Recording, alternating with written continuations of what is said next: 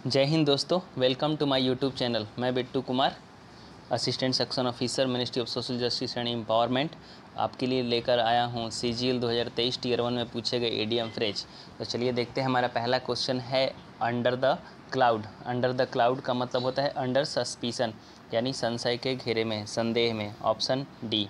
चलिए next question, bad blood. Bad blood का मतलब होता है दुश्मनी, यानी ऑप्शन 2 नंबर हमारा राइट आंसर हो जाएगा, बिटर रिलेशन।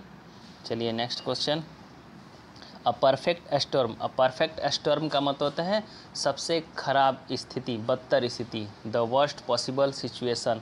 ऑप्शन नंबर 2 हमारा राइट आंसर हो जाएगा। चलिए next question, to fight with a strong enemy. इनमें से दिए गए किस इडियम फ्रेज का मतलब है to fight with a strong enemy? ठीक है, तो हमारा राइट आंसर हो जाएगा ऑप्शन नंबर 2। ऑप्शन नंबर 2 हो जाएगा, कैच टाटर। एक्चुअली ये TAR होता है दोस्तों, कैच टार्टर मतलब मजबूत दुश्मन से सामना हो जाना। चलिए पहला ऑप्शन जो है कटिंग अ क्लॉथ। कटिंग अ क्लॉथ मतलब किसी के लिमिटेशन के अकॉर्डिंग काम करना। आप कपड़ा अब दर्जी के पास जाते हो तो आपके नाप के अनुसार ही कपड़ा काटता है, ठीक है। Option number 3, casting purse before swine. कोई वैल्यूएबल चीज़ ऐसे व्यक्ति को देना जिससे उसकी परख ना हो, जिससे उसकी समझ ना हो, वैल्यू ना हो। बंदर के हाथ में नारियल, ठीक है। नेक्स्ट क्वेश्चन है हमारा नेक्स्ट ऑप्शन है damsel in distress. Damsel in distress का मतलब होता है a young women in depression, in problem, in difficulty. तो डैम्सल का मतलब ही होता है ए यंग वुमेन, ठीक है। इन डिस्ट्रेस मतलब कोई यंग महिला परेशानी में, ठीक है। नेक्स्ट क्वेश्चन पे आते हैं दोस्तों। देखिए एक सेंटेंस है, इसमें एक अंडरलाइन जो पार्ट है कम्प्लीटली ऑब्सोलीट। इसमें से दिए गए किस इडियम का मतलब हो जाएगा पूरी तरीके से कोई चीज़ का यूज में ना होना, पूरी तरीके से डेड, ठीक है। तो इसका राइट कम्प्लीटली ऑब्सोलीट इनमें से दिए गए कौन सा ऑप्शन का मतलब है? तो ऑप्शन नंबर 2 देखेंगे, एज डेड एज डोरनेल का मतलब होता है किसी चीज़ का पूरी तरीके से कम्प्लीटली डेड या completely useless, completely out of use, पूरे तरीके से जो चीज़ यूज में ना हो उसे बोलते हैं एज डेड एज डोरनेल। बाकी का ऑप्शन देखते हैं। हैंगिंग बाई ए थ्रेड का मतलब होता है इन ए डेंजर सिचुएशन, खतरे में। कोई चीज़ एक धागे जितनी पतली चीज़ पे लटकी हुई है, कभी भी टूट सकती है, ठीक है। Option number 3, dead event. Dead event का मतलब होता है बिल्कुल बराबरी में, जैसे कोई दो लोगों के बीच रेस होता है और दोनों बराबर पॉइंट पे चल रहे हो तो उसको बोलते हैं डेड इवेंट, एकदम बराबर। Moving like a worm, option number 4 का मतलब है मूविंग लाइक ए वर्म का मतलब काफ़ी धीरे धीरे चलना, मूविंग स्लोली, ठीक है। नेक्स्ट क्वेश्चन पे आते हैं। नेक्स्ट क्वेश्चन है हिट द जैकपॉट। जैकपॉट का मतलब होता है लॉटरी, तो लॉटरी लग जाना यानी gaining a big success, option number 4। चलिए नेक्स्ट क्वेश्चन पे आते हैं। Cut corner. कट कॉर्नर का मतलब होता है चीज़ों को बारीकी से बिना देखे हुए जल्दबाजी में किया गया कोई काम जिसका परिणाम खराब आता है। तो ऑप्शन नंबर 4 आप देखेंगे तो उसका मतलब होता है कि सेम मीनिंग इस ऑप्शन नंबर 4 का आ रहा है। He cut corners on his homework and got a bad grade. जल्दबाजी में होमवर्क किया और उससे बुरा रिजल्ट आया। क्वेश्चन नंबर नेक्स्ट, चलिए अंडरलाइन पार्ट है ट्रू पर्सनालिटी। ट्रू पर्सनालिटी मतलब अपनी आदमी की असली पहचान है ना। इनमें से किस इडियम का मतलब हो जाएगा ट्रू पर्सनालिटी? ऑप्शन नंबर 1 जो है ट्रू कलर्स। ट्रू कलर्स मतलब अपनी असली औकात है ना, अपना असली रंग है ना, true personality. Next option number B देखते हैं। ऑप्शन नंबर बी है वाइट एलिफेंट। वाइल्ड एलिफेंट का मतलब ऐसा कोई चीज़ जो काफ़ी एक्सपेंसिव हो जिसका कोई यूज ना हो। तो देखिए उजला हाथी रखते हैं तो उसे कितना खिलाना पड़ेगा, तो उसका मेंटेनेंस कॉस्ट काफ़ी आएगा है ना, तो फालतू की चीज़ लेकिन उसका कोई यूज ना हो लेकिन काफ़ी महंगा भी हो। ऑप्शन नंबर 3 देखते हैं, बेड ऑफ रोजेज। काफ़ी आरामदायक जीवन, गुलाब का बिस्तर है तो काफ़ी आरामदायक है। हॉट पोटैटो मतलब ऐसा कोई मुद्दा जिससे कोई डील नहीं करना चाहता है ना, काफ़ी ज्वलंत मुद्दा, पॉलिटिकली वगैरह यूज होता है इसका। नेक्स्ट जो अंडरलाइन पार्ट है, not to take things seriously. चीज़ों को सीरियसली नहीं लेना, संशय के दायरे में रखना, थोड़ा सा डाउट करके देखना चीज़ों को है ना। तो ये जो मीनिंग है दिए गए किस इडियम फ्रेज का है, इनमें से कौन सा ऑप्शन उसका राइट आंसर होगा? तो ऑप्शन ए है take it with a grain of salt, या take it with a pinch of salt का मतलब होता है किसी चीज़ को थोड़ा सा डाउट से देखना, संशय से देखना, पूरी तरीके से कम्प्लीटली विश्वास नहीं करना उस पर। बाकी ऑप्शन देखते हैं। दूसरा नंबर पुल समवन्स लेग, किसी को बाधा पहुंचाना, किसी की टांग खींचना। और your guess is as good as mine, ये तब बोला जाता है जब आप किसी चीज़ का आंसर नहीं जानते हो। नेक्स्ट है दैट्स लास्ट स्ट्रो। लास्ट स्ट्रो का मतलब होता है लेटेस्ट प्रॉब्लम, मतलब बहुत सारी प्रॉब्लम के सीरीज में बहुत सारी समस्याएं हैं, उनमें से अभी जो लेटेस्ट प्रॉब्लम है उसको बोलते हैं the last straw. Next question है throw caution to the wind. इसमें जो अंडरलाइन पार्ट है, जो मीनिंग है, इनमें जो इडियम है throw caution to the wind, इसका क्या मतलब होता है? Throw caution to the wind का मतलब होता है take risk. Option number 3 right answer हो जाएगा। थ्रो कॉशन यानी सावधानी, जो अपने अपनी सावधानी को हवा में फेंक दिया, अपने रिस्क लिया, ठीक है। ऑप्शन ए देखते हैं, फाइट विथ विंड, नहीं सॉरी, ये नेक्स्ट क्वेश्चन पे आते हैं। चलिए नेक्स्ट क्वेश्चन है, क्वेश्चन पूरा नहीं पढ़ते हैं, जो अंडरलाइन पार्ट है वो हमारा इडियम है, उसका मीनिंग क्या होता है देखते हैं। To weather the storm. To weather the storm का मतलब भी होता है रिस्क लेना। टू वेदर द स्टॉर्म का मतलब क्या होता है? रिस्क लेना बिना खुद को हानि पहुंचाए। To deal with a difficult situation without being harmed. Next question पे आते हैं। हमारा नेक्स्ट क्वेश्चन है good luck came to him from bad circumstances. जो भी अंडरलाइन पार्ट आएगा आपके क्वेश्चन में समझिए वो या तो इडियम है या वो मीनिंग है। अगर इडियम है तो उसका मीनिंग हमें ढूंढना है, अगर वो मीनिंग है तो उसका इडियम हमें ढूंढना है। तो ये है कि ये आपका मीनिंग है, इसका इडियम हमें ढूंढना है। तो बुरी परिस्थितियों में भी अगर आपको लाभ मिलता है तो उसके लिए कौन सा इडियम फिट बैठता है? उसके लिए हमारा राइट आंसर हो जाएगा option number 4, it was a blessing in disguise. Blessing in disguise का मतलब है मतलब ख़राब परिस्थिति में भी लाभ मिलना, हानि में भी लाभ हो, ठीक है, तो उसको बोलते हैं blessing in disguise. Next question पे आते हैं। नेक्स्ट क्वेश्चन है पास the buck. Pass the buck यानी अपनी ब्लेम, किसी दूसरे पर ब्लेम, अपना जो गलती है वो दूसरे पर थोप देना, है ना। बक का मतलब हिरन का बच्चा। हिरन का बच्चा चुराया आपने और जब लोग ढूंढने आ गए तो किसी और के हाथ में दे दिया कि इसने चुराया, मैंने नहीं, ब्लेम कर देना, ठीक है। नेक्स्ट क्वेश्चन पे आते हैं। नेक्स्ट है हमारा स्पीक हिज आइज। जो अंडरलाइन पार्ट है इसका मतलब क्या होता है? तो ऑप्शन नंबर 3 इसका राइट आंसर हो जाएगा। राइट आंसर हो जाएगा speak his mind. Option number 3, option number 3 जो है इसका राइट आंसर है स्पीक हिज माइंड, ठीक है। नेक्स्ट क्वेश्चन पे आते हैं। देखिए नेक्स्ट अंडरलाइन पार्ट है कंटेम्पलेटिंग। कंटेम्पलेटिंग का मतलब होता है सोचना विचार करना, तो इसका राइट आंसर हो जाएगा option number 3 chewing the curd.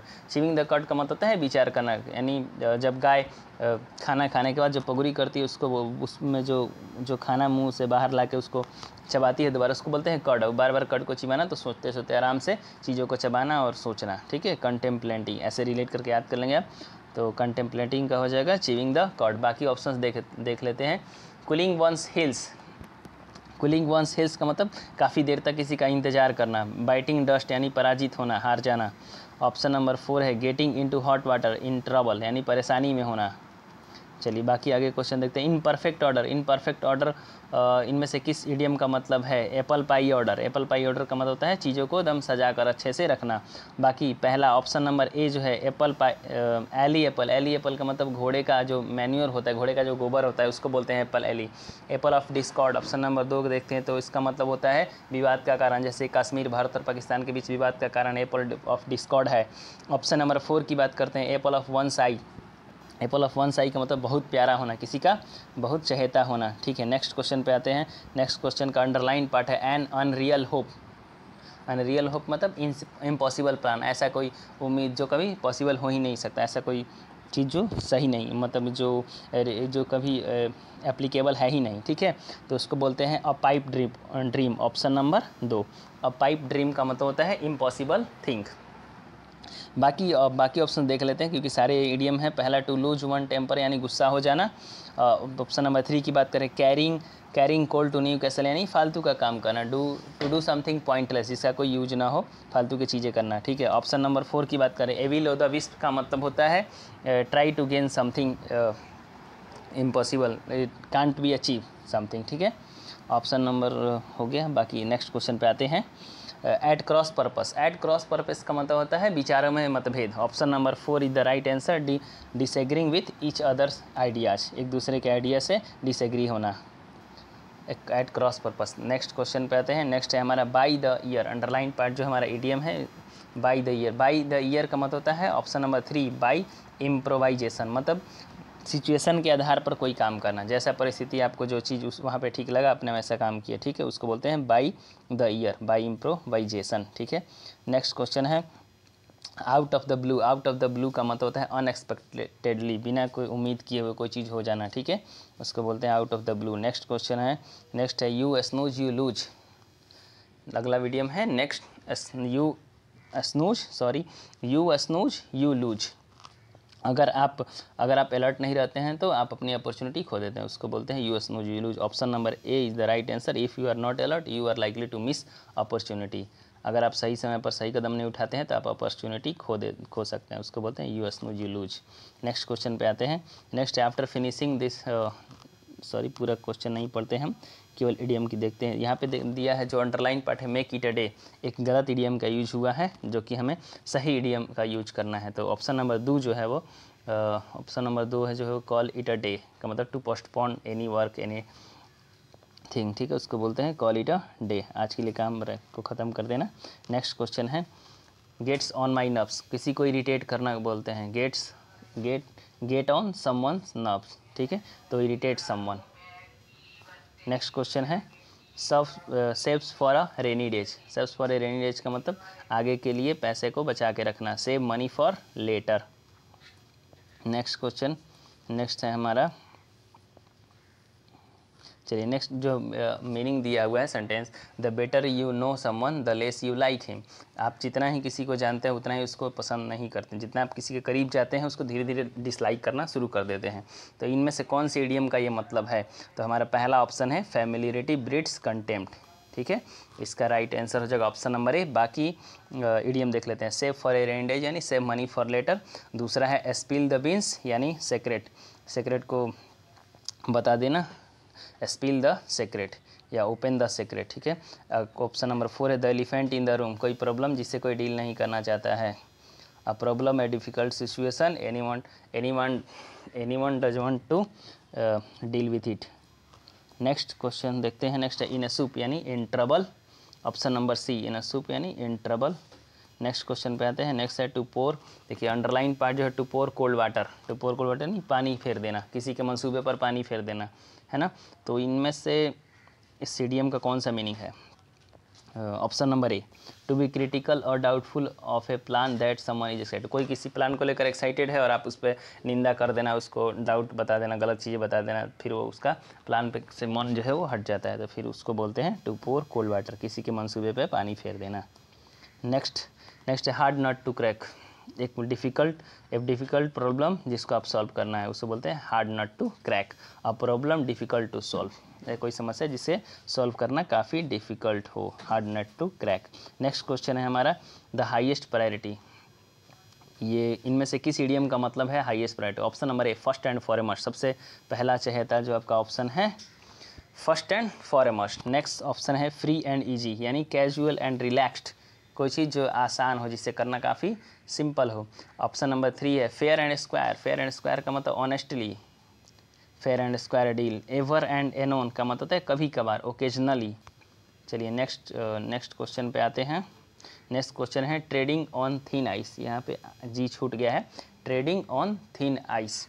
Option number right answer हो जाएगा option number 3 to be in dangerous risky position, इस डेंजर में होना, ठीक है, ट्रेडिंग ऑन थिन आइस, पतले बर्फ़ पे चलना। नेक्स्ट क्वेश्चन देखते हैं हमारा। नेक्स्ट क्वेश्चन है माई कजिन नीतू हैड, पूरा नहीं पढ़ते हैं, ठीक है। एरियल व्यू का मतलब होता है सरसरी अवलोकन यानी ऊपर से चीज़ों को देखना। इनमें से किस इडियम का मतलब है किसी चीज़ को ऊपर झापर से देख लेना, पूरा डिटेल में नहीं जाना? ऑप्शन नंबर 4 का मतलब है बर्ड्स आई व्यू यानी पक्षी किसी ऊपर से उड़ता है उसी उड़ते उड़ते देख लिया, उसको बोलते हैं बर्ड्स आई व्यू यानी सरसरी अवलोकन, किसी चीज़ को गौर से नहीं देखना। बाकी ऑप्शन डील करते हैं। A bird in the glided cage, a bird in the glided cage का मतलब होता है काफ़ी लग्जरी लाइफ जीना बट फ्रीडम नहीं है उसमें, यानी जो तोता होता है सोने के पिंजरे में है लेकिन उसको आज़ादी नहीं है। ऑप्शन ए का मतलब हो गया। बर्ड ब्रेन का मतलब फुलिश पर्सन होता है। बर्ड्स ऑफ सेम फेदर कोई नहीं होता, bird of a feather flock together होता है जिसका मतलब होता है सेम इंटरेस्ट वाले व्यक्ति, सेम विचारों वाले लोगों के लिए यूज करते हैं। Birds of a feather flock together. Next हमारा लास्ट हमारा क्वेश्चन है get up to the wrong side of the bed. Get up to the wrong side of the bed का मतलब होता है अपना मूड ख़राब कर लेना।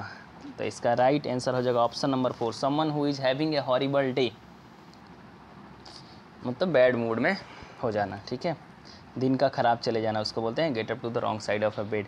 चलिए दोस्तों, देखने के लिए आपका बहुत बहुत धन्यवाद।